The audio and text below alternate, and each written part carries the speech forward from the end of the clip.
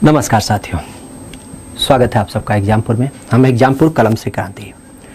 आज हम बात करने वाले हैं खंड शिक्षा अधिकारी। आपने थोड़ा सा कयास तो लगा ही लिया होगा। खंड शिक्षा अधिकारी की जब बात करें तो अब इसकी थोड़ी सी सुगबुगाहट लगाई जा रही है कि अब आयोग के माध्यम से जल्द ही इसके पद निकाले जाने वाले हैं।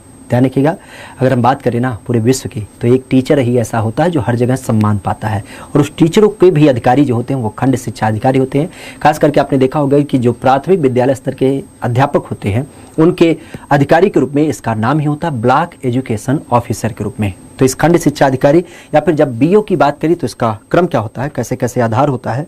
अगर इसकी बात करते हैं तो सबसे पहला ध्यान रखिएगा कि हमारे यहाँ पे जो बीओ की अब की बार की बात की जा रही है तो इसके कितने पद और क्या क्या संदर्भ हैं। सबसे पहली बात तो ये होनी चाहिए कि ये बीओ की परीक्षा कराता कौन है। तो बीओ की जब बात की तो ध्यान रखिएगा, बीओ की परीक्षा जो हमारे यहाँ पे कराई जाती है वह यूपीपीसीएस के द्वारा कराई जाती है, अर्थात Uttar Pradesh public service commission की जब बात की यूपीपीसीएस, तो इसके माध्यम से इस बीओ की परीक्षा कराई जाती है।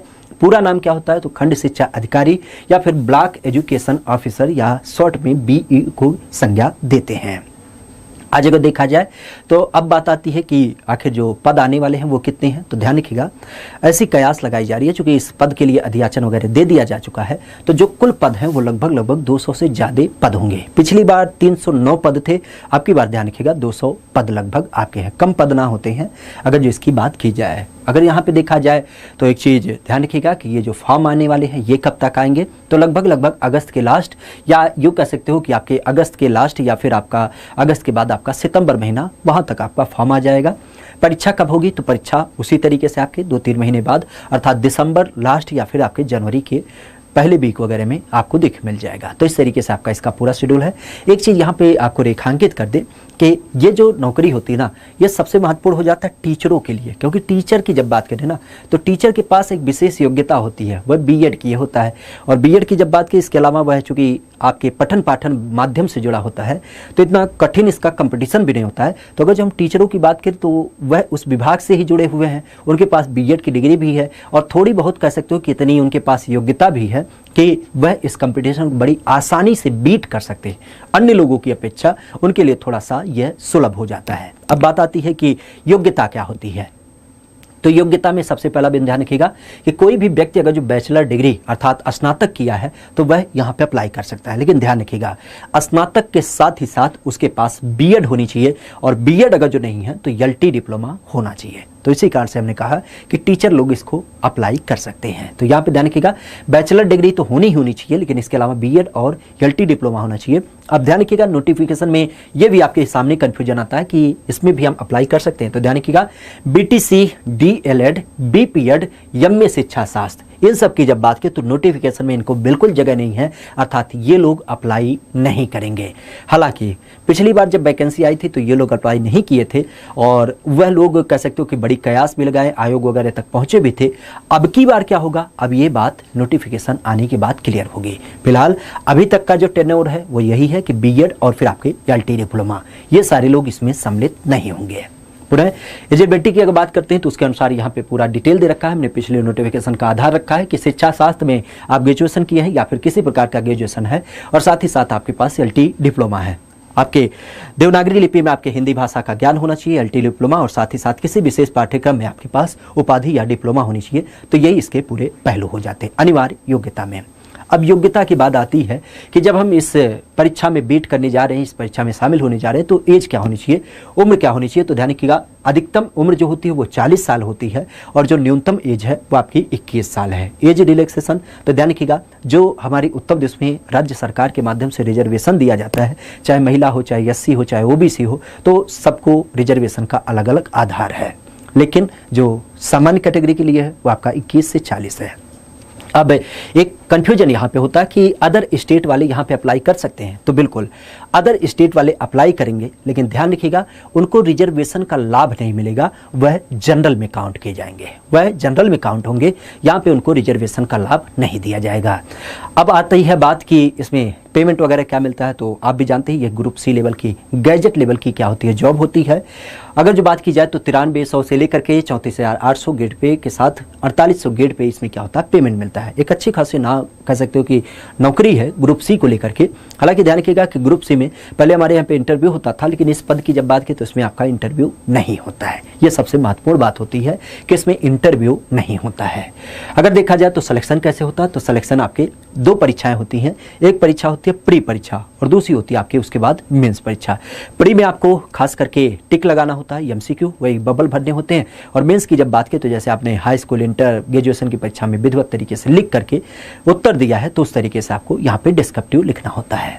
अब बात आती है इंटरव्यू, तो हमने पीछे ही चर्चा किया, इसमें इंटरव्यू का बिल्कुल प्रावधान नहीं है। हाँ, एक कंफ्यूजन आपके दिमाग में अक्सर होगा, क्योंकि आजकल यूपी में पेट का थोड़ा सा जालमाल है, तो क्या पेट इसमें देना है? बिल्कुल नहीं देना है, क्योंकि पूर्व में हमने चर्चा किया कि ये जो परीक्षा आयोजित की जाती है ये यूपी पीसीएस के द्वारा आयोजित की जाती है। तो यूपी पीसीएस की परीक्षाओं में पेट अभी अनिवार्य नहीं है। हमारे यहाँ पे जो यूपी ट्रिपल एससी के माध्यम से परीक्षा आयोजित होती है उसमें आपका पेट होता है। जैसे लोअर पीसीएस अगर जो यूपी ट्रिपल एससी के द्वारा आयोजित होगा तो उसमें आपको पेट देना ही पड़ेगा। क्लियर? बात आती है कि ये जो प्री परीक्षा है वो कैसी होगी, तो ये बहुविकल्पीय मतलब एमसीक्यू आधारित होगी, जहाँ पे जीएस की जब बात की जाए तो 120 प्रश्न होंगे और ये 2 घंटे का पेपर होगा, जो कि आपके 300 नंबर का पेपर होगा। अर्थात कह सकते हैं कि एक प्रश्न आपके 2.5 अंक का होगा। कितने का? 2.5 अंक की जब बात की तो ये आपको देख मिलेंगे एक प्रश्न की वैल्यू के रूप में। 2 घंटे का पेपर होगा, यह पूरी तरीके से जीएस विधा पे आधारित होगा। अब जीएस में क्या क्या पूछा जाएगा, तो आप देख सकते हैं भारत का विज्ञान, सामान्य विज्ञान, साथ ही साथ भारत का इतिहास, भारतीय राष्ट्रीय आंदोलन, भारत के राज्य तंत्र, अर्थव्यवस्था और संस्कृति, भारत की कृषि, वाणिज्य और व्यापार, जनसंख्या, पर्यावरण और नगरीकरण, ये सब भारत के परिप्रेक्ष्य में पूछे जाएंगे। ध्यान रखिएगा, भारत के अलावा यहाँ पे एक बिंदु होगा विश्व भूगोल। विश्व भूगोल क्यों? क्योंकि सामान्य परिप्रेक्ष्य में जैसे नियाग्रा जलप्रपात कहाँ पे है, ये खास करके अगर देखा जाए तो अमेरिका में कौन सी नदी बहती है, साथ ही अगर देखा जाए तो दक्षिण अफ्रीका की सबसे ऊंची चोटी कौन सी है। तो इस तरीके से जो प्रश्न पूछे जाते हैं विश्व भूगोल, वो केवल प्रारंभिक परीक्षा में होंगे, मेंस में नहीं होंगे। इस चीज को ध्यान रखिएगा। भारत का भूगोल, फिर आपके प्राकृतिक संसाधन, अद्यतन राष्ट्रीय और अंतर्राष्ट्रीय स्तर के जो आपके करंट अफेयर होते हैं वो पूछे जाएंगे। सामान्य बौद्धिक और तार्किक क्षमता अर्थात थोड़ी बहुत रीजनिंग के भी प्रश्न होंगे। और साथ ही साथ गणित की जब बात की तो 10वीं लेवल जो एनसीईआरटी का है उसमें आपके अंक गणित, बीज गणित और रेखा गणित ये पूछे जाएंगे। ध्यान रखिएगा, चूंकि आप यूपी में अधिकारी बनने जा रहे हैं तो बिना यूपी के कैसे बेड़ा पार होगा। तो इस कारण से उत्तर प्रदेश की शिक्षा, संस्कृति, कृषि, उद्योग, व्यापार, यहाँ के रहन सहन, सामाजिक प्रथा, इन सब के ऊपर आधारित आपसे प्रश्न पूछे जाएंगे। पिछला प्रश्न पत्र हमने देखा था, करीब करीब 10 से 12 प्रश्न आपके यूपी से सीधे तरीके से पूछे गए थे। कितना महत्वपूर्ण सेक्शन है, बिल्कुल पढ़ना नहीं है, क्योंकि हम उसी गांव में निवास करते हैं जहां से प्रश्न आने हैं। सारी चीजें हमें यूपी के बारे में पता है, थोड़ी बहुत तो हम मदद आपके सामने कर ही देंगे। रेगुलर 9 बजे क्लास होती है। पुनः अगर जो इसकी बात करें तो आप समझ सकते हैं कि जहां सिलेक्शन में आधे नंबर महत्वपूर्ण होते हैं, एक प्रश्न 2.5 अंक का है, अगर जो 10 प्रश्न पूछ लिया तो 10 प्रश्न की वैल्यू कितनी हो गई, 25 नंबर हो गया।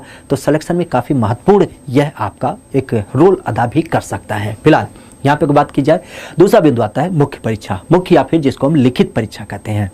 अब लिखित परीक्षा की जब बात करें तो उसमें क्या पैटर्न होता है, तो इसमें आपके 2 प्रश्न होते हैं। 2 प्रश्नों की जब बात करें तो ये 3-3 घंटे का प्रश्न होता है, जो कि 200 अंकों के निर्धारित है। जहाँ पे पहला प्रश्न जो होता है वो जीएस का होता है, और जीएस वही डिस्क्रिप्टिव लिखने वाला 3 घंटे का पेपर होगा, जहाँ पे आपके 200 अंक के प्रश्न पूछे जाएंगे। और दूसरा जो होगा वो होगा सामान्य हिंदी और निबंध से। अगर इसकी बात करें तो इसमें 2 खंड होते हैं। पहले खंड की जब बात करें तो वह हिंदी के ऊपर, हिंदी ग्रामर के ऊपर आधारित होगा, और इसमें आपके 100 अंक के प्रश्न पूछे जाएंगे। जबकि दूसरा जो खंड होगा वह निबंध पे आधारित होगा, और इसमें भी आपके 100 अंक के प्रश्न पूछे जाएंगे। अब जीएस की जब बात की तो उसमें क्या क्या चीजें पूछी जाती है, तो जीएस की जो बनावट है वो ध्यान रखिएगा कि 40 प्रश्न पूरी तरीके से पूछे जाते हैं, और सारे प्रश्न इसके अनिवार्य होते हैं। यह 3 खंड में डिवाइड होते हैं। अगर इनकी बात करें तो 10 प्रश्न ऐसा होता है जिसको हम दीर्घ उत्तरीय या फिर सामान्य उत्तरीय कह सकते हैं। 125 शब्दों में लिखना होता है, और इसके लिए एक क्वेश्चन के 10 अंक सुनिश्चित हैं। तो 10 में 100 अंक इसके लिए हो जाते हैं। खंडवार जहाँ पे 10 प्रश्न होते हैं, और इसके लिए शब्द सीमा 50 रखी गई है। और इसकी जब बात की तो एक प्रश्न के लिए 6 नंबर मिलता है। तो फिर से आपका 6 दहा में 60 अर्थात 60 नंबर यहाँ से मिल जाते हैं। तीसरा खंड होता है जहां पे आपके 20 प्रश्न क्या होते हैं, अति लघु उत्तरीय होते हैं, और इनकी शब्द सीमा 25 होती है। अब इसके लिए 2 अंक मिलते हैं। तो इस कंडीशन में 20 दूना 40, तो 100, 60 और 40 कुल मिला के यहाँ पे क्या हो जाता है, आपका 200 अंक जो आपका जीएस का पेपर है उसके लिए हो गया। दूसरा होता है आपका जीएस के अलावा जो आपका हिंदी और निबंध वाला पेपर है उसके लिए 200 अंक। तो वहां पे क्या होता है, हिंदी के लिए 100 अंक निर्धारित है, और निबंध के लिए आपके 100 अंक निर्धारित हैं। अब बात आती है कि जीएस में क्या क्या पूछा जाएगा। तो यहाँ पे भारत का इतिहास, भारत के राष्ट्रीय आंदोलन, भारतीय संस्कृति, भारत का भूगोल, ध्यान रखिएगा विश्व का भूगोल यहाँ नहीं आता है, भारत की राजधानी, भारतीय कृषि, भारत में जो अंतर्राष्ट्रीय राष्ट्रीय मुद्दे हैं, करंट अफेयर मतलब, और इसके अलावा देखा जाए तो आपके भारतीय अर्थव्यवस्था की बात की जाती है, अंतर्राष्ट्रीय मामले, संस्थाएं जैसे WTO क्या है, ILO क्या है, इस तरीके से चीजें, विज्ञान प्रौद्योगिकी, साइंस टेक्नोलॉजी का क्या पूरा रोल है, हाल ही में शिक्षा बदलाव, जैसे आज शिक्षा पॉलिसी की बात की जा रही है, नई शिक्षा नीति की जब बात करें या राइट टू एजुकेशन पॉलिसी की बात करें, तो इन सब बिंदुओं पे आपके चर्चा की जाती है। और फिर से आपके लास्ट में, चूंकि उत्तर प्रदेश के संदर्भ में आपके यूपी का पेपर है, तो यूपी का कल्चर, कृषि, उद्योग व्यापार, रहन सहन और यहाँ की जो सामाजिक परंपराएं हैं, इनसे रिलेटेड आपके प्रश्न पूछे जाते हैं। तो ये तो जीएस का पेपर हो गया, जो कि 2 घंटे में आपके क्या होते हैं, 3 घंटे में आपके क्या होते हैं, 200 नंबर के प्रश्न पूछे जाते हैं। अब दूसरा पहलू जो होता है वो आता है सामान्य हिंदी और निबंध का।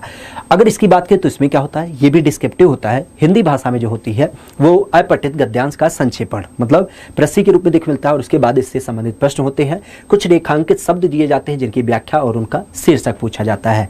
क्योंकि आप कार्यालय के अधिकारी बन रहे हैं तो इस कारण से शासकीय, अर्धशासकीय पत्र, कार्यालय के आदेश, ज्ञापन, अधिसूचना, प्रेस विज्ञप्ति, परिपत्र और पत्र लेखन और साथ ही साथ आलेखन, इन सारे पहलू पे भी क्या होनी चाहिए, आपकी एक अच्छी खासी पकड़ होनी चाहिए।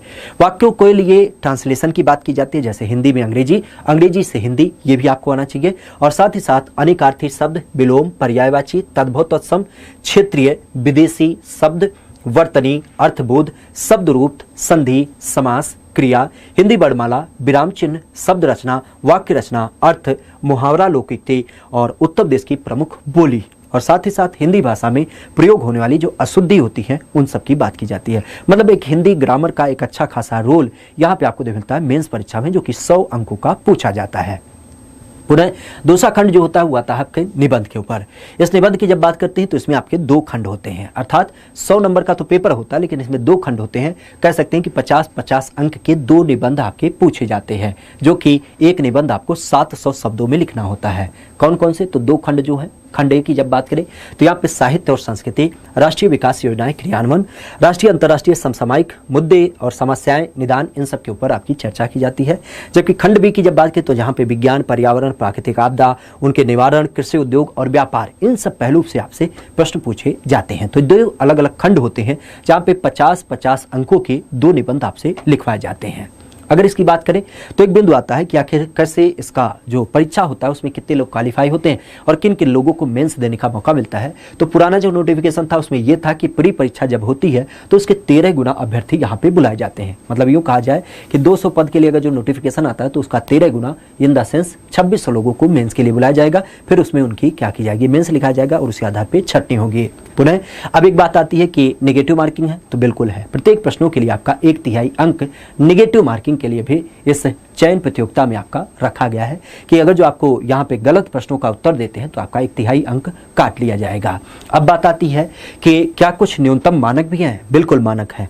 अगर आप जनरल कैटेगरी से हैं या किसी और कैटेगरी से तो उस कंडीशन में आपको 40% अंक लाने ही लाने हैं। जैसे जीएस के प्री की बात करें तो उसमें 120 अंक का प्रश्न है, तो उस कंडीशन में आपको 120 अंक, 300 अंकों में 120 अंक प्राप्त ही करना है। और इसी तरीके से अगर जो आप अनुसूचित जनजाति या फिर अनुसूचित जाति हैं तो उस कंडीशन में आपको 35% अंक प्राप्त करने हैं। ये न्यूनतम मानक है। ऐसा नहीं होगा कि 5 नंबर 10 नंबर पाकर के आपका सिलेक्शन हो जाए, नहीं होगा, क्योंकि न्यूनतम आपके निर्धारित हैं। पुनः इसके अलावा कुछ सामान्य प्रश्नों की जब बात की जो कि आपके सबके द्वारा ही पूछे जाते हैं, अक्सर एक विद्यार्थी के नाते आपके मन में आता है कि अगर हम खंड शिक्षा अधिकारी की तैयारी करते हैं तो उससे हमारी अन्य तैयारियों पे क्या प्रभाव पड़ेगा या फिर कोई और तैयारी इसके साथ कर सकते हैं। तो ध्यान रखिएगा, ये जो खंड शिक्षा अधिकारी का जितना हमने सिलेबस के बारे में चर्चा किया, अगर आप समझ पा रहे हो तो आरओ का जो सिलेबस है हमारे यहाँ पे समीक्षा अधिकारी का, वो लगभग यही है, क्योंकि इसमें भी इंटरव्यू नहीं होता है, प्री परीक्षा होती है, मेंस परीक्षा होती है। तो आप कह सकते हैं कि इसके साथ आप आरओ की भी तैयारी कर सकते हैं। अभी कुछ दिन बाद आपका आरओ का भी पद आने वाला ही है। अब बात आती है लोअर पीसीएस। तो लोअर पीसीएस में भी आपने देखा होगा, हालांकि अब की बार जो लोअर पीसीएस हुआ था उसमें खास करके यूपी SSC के द्वारा लिया गया। और इसमें क्या हुआ, आपने सुना भी होगा कि प्री की परीक्षा कराई गई, फिर मेंस का परीक्षा हुआ, लेकिन मेंस भी आपके ऑब्जेक्टिव थे। लेकिन अगर जो इसकी बात करें तो यहाँ पे आप लोअर पीसीएस की भी तैयारी साथ ही में कर सकते हैं, इसका कोई प्रभाव नहीं पड़ेगा। हाँ, ये जरूर बात आती है कि इसके लिए पेट, तो आप भी जानते हैं कि लोअर पीसीएस चूंकि यूपी SSC के द्वारा होता है तो यहाँ पे पेट होती है, जबकि आरओ और इस बीओ की जब बात की तो इसमें पेट की कोई अनिवार्य योग्यता नहीं है। नंबर की जब बात करते हैं तो ये जो प्री के अंक होते हैं क्या मेरिट में जुड़ते हैं? तो ध्यान रखिएगा, प्री के अंक कभी मेरिट में नहीं जुड़ते। हमने शुरू में ही बताया कि जैसे आप कहीं क्रिकेट में स्टेडियम में खास करके उस प्रतियोगिता को देखने जा रहे हैं तो जब आप एंट्री करते हैं तो एक टिकट खरीदते हैं, तो उसी तरीके से आपका जो प्रदर्शन है वो किसके लिए है? आपके फील्ड पे है। तो फील्ड पे जाने के लिए आपके पास टिकट होना चाहिए। तो प्री परीक्षा जो होती है वो टिकट का कार्य करती है। बाकी जितना भी आपको रंगलीला पे मंचन करना है वह किस पे होगा? मेंस परीक्षा के ऊपर आधारित होगा। तो इस कारण से प्री के अंक यहाँ पे नहीं जोड़े जाते हैं, वो केवल एक मेरिट डिसाइड करते हैं और उसके बाद आपको छंटनी कर दिया जाता है। बात आती है अन्य राज्यों के लोग अप्लाई करेंगे? बिल्कुल करेंगे, दिल खोल के करेंगे, कोई यहाँ पे बाउंडेशन नहीं है। हाँ, ये जरूर है कि उनको जनरल में काउंट किया जाएगा, उन्हें कोई रिजर्वेशन नहीं मिलेगा। लेवल कैसा होगा पेपर का? तो लेवल सामान्य सी बात है, चूंकि ये आयोग के द्वारा कराया जा रहा है तो इसका भी लेवल चूंकि 120 प्रश्न है तो आपके PCS लेवल का देख मिलेगा। पेपर कैसा होगा? ये काफी कंफ्यूजन होता है, हिंदी भाषा में, अंग्रेजी भाषा में, दोनों रहेगा, दोनों भाषा में पेपर होगा। अब बात आएगी मेंस पेपर लिखने में, तो मेंस में आपकी चॉइस होती है, क्योंकि आप भी जानते हैं बहुत सारे बच्चे कंफर्ट होते हैं हिंदी भाषा में, बहुत होते हैं अंग्रेजी भाषा में। तो आप किसी भी भाषा में आपको चूज करना पड़ेगा, उसके हिसाब से आप लिख पाएंगे। बात आएगी स्नातक के प्राप्तांक, क्योंकि बहुत सारे कहेंगे कि गुरुजी तो हम 34 नंबर पाए हैं स्नातक में, कोई कहेगा हम तो 55 पाए हैं, कोई कहेगा हम 98 पाए हैं, तो कौन अप्लाई करेगा? तो ध्यान रखिएगा, स्नातक के अंकों का यहाँ पे कोई प्रभाव नहीं पड़ता है। दिव्यांग लोग बिल्कुल, ये कार्यालय जॉब है, इस कारण से चूंकि फील्ड जॉब होती तब दिक्कत होती, ये कार्यालय होने के नाते यहाँ पे आपको बिंदास कोई दिक्कत नहीं होती है। दिव्यांग लोग भी यहाँ पे अप्लाई कर सकते हैं। निगेटिव मार्किंग, पूर्व में ही हमने चर्चा किया, 1/3 आपके नेगेटिव मार्किंग देखने को मिलती है। प्री ध्यान रखिएगा, कई सारे बच्चों का ये मानना होता है कि एक बार हमने प्री दे दिया तो जितनी बार फॉर्म आएगा तो क्या हम बार बार मेंस देंगे?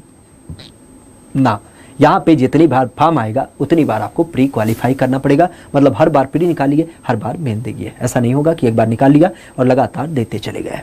प्री और मेंस के अंतर्गत अंतर, तो जाहिर सी बात है हमने शुरू में ही चर्चा किया कि लगभग अगस्त के अंतिम तक आपका नोटिफिकेशन आएगा तो दिसंबर जनवरी में पेपर होगा। अब बात आती है कि तुरंत क्या मेंस में होगा? नहीं, 4-5 महीने का विधिवत अंतर होगा। तो यूँ कह सकते हो कि अगर जो उस हिसाब से हम कहें तो कह सकते हो कि आपके अप्रैल और मई में इसका मेंस हो सकता है। तो हमारे पास एक अच्छा खासा समय है, 7 से 8-9 महीने का समय है, और इसमें हम एक विधिवत तैयारी इसके लिए कर भी सकते हैं। पुनः बीएड अंतिम वर्ष वाले इसमें अप्लाई कर सकते हैं? कभी नहीं। हमने शुरू में ही चर्चा किया योग्यता में कि स्नातक के साथ आपके पास बीएड और एलटी डिप्लोमा होना चाहिए। तो बहुत सारे बच्चे कहते हैं कि हम तो पहले साल में हैं, हम अभी बीएड में नाम लिखाए हैं, हम बीएड का 4था सेमेस्टर का एग्जाम दिए हैं, या फिर हम एग्जाम दे करके आ चुके हैं, रिजल्ट नहीं आया, तो क्या हम अप्लाई करेंगे? कोई मतलब नहीं। ध्यान रखिएगा, यहाँ पे साफ साफ लिखा है कि बीएड परीक्षा उत्तीर्ण होनी चाहिए जब नोटिफिकेशन का आपका डेट है, अर्थात नोटिफिकेशन के संदर्भ में फॉर्म भरने की तिथि तक आपके पास अगर जो रिजल्ट आ चुका है तो बिल्कुल आप भरिए बिंदास होके, नहीं है तो बिल्कुल मत भरिए। एक चीज और ध्यान रखिएगा, एज काउंटिंग कैसी होती है? चूंकि 21 से 40 साल आपकी एज रखी गई है तो वह कैसे काउंट होती है? तो उसके लिए भी आपका जब नोटिफिकेशन निकाला जाता है तो वहाँ पे एक आपकी डेट दी जाती है। जैसे मान लेते हैं अगस्त में आएगी तो आपकी अगस्त का एक डेट दिया जाएगा और ये बताया जाएगा कि इस तिथि में आपकी 21 साल होनी चाहिए या फिर आपके 40 साल से ज्यादा नहीं होनी चाहिए। अगर जो उस तिथि को होता है तो बिल्कुल, नहीं है तो कभी नहीं। तो इस चीज को ध्यान रखिएगा। उम्मीद करते हैं कि दी गई लगभग सारी जानकारी आपको समझ में आई होगी। कोई भी फिलहाल कंफ्यूजन होती है इसके बावजूद तो आप उसे कमेंट करके बताइएगा। क्लियर है? चूंकि ये वैकेंसी एक बहुत अच्छी वैकेंसी है, काफ़ी क्रीम लेवल की जॉब है, अच्छा खासा हमारे पास समय भी है, और सबसे महत्वपूर्ण बात क्या है कि अभी आरओ आने वाला है, बीओ आने वाला है, और साथ ही साथ लोअर पीसीएस। तो एक समग्र अप्रोच के साथ हम लगभग हर परीक्षाओं में क्या कर सकते हैं, अपने अपीयरेंस को दिखा सकते हैं, केवल एक समुचित रणनीति, एक समुचित तैयारी के साथ। बाकी कोई समस्या होती है, कोई संदेह होता है तो उसे जरूर बताइएगा। आज के बिंदु को यहीं समाप्त करते हैं, मिलते हैं किसी नए पहलू के साथ। आज के लिए इतना ही। Thank you, all the best, bye bye, take care.